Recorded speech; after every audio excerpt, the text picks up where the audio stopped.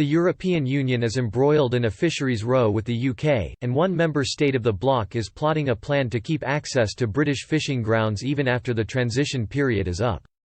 Denmark is one of many EU countries whose coastal towns rely partly on UK waters to keep their businesses afloat, but will lose access to these crucial grounds if Boris Johnson and his colleagues get their way.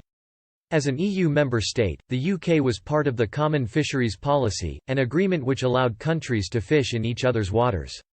But the UK wants to take independent control of its waters, while the EU pushes to keep this access in Brexit trade talks.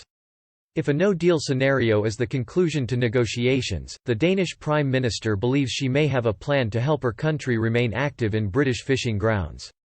In 2017, Denmark built a legal case claiming the country's historic rights to fish in Britain's waters date back to the 1400s.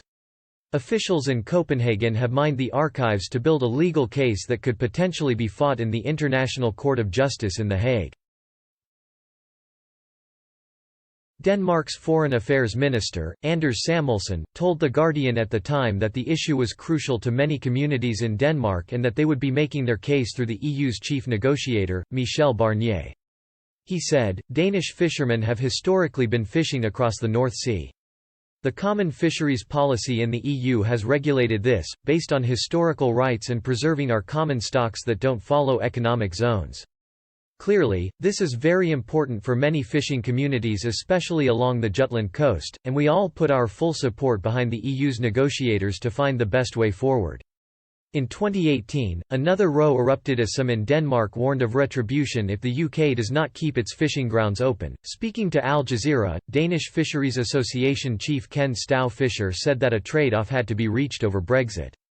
He explained if Britain bans European boats from its waters, the EU could block the British from selling fish freely in European markets. Mr. Fisher said, "There is a balance here we need to think about. If you want access to markets, you need to be able to communicate with people and have a fair discussion about things.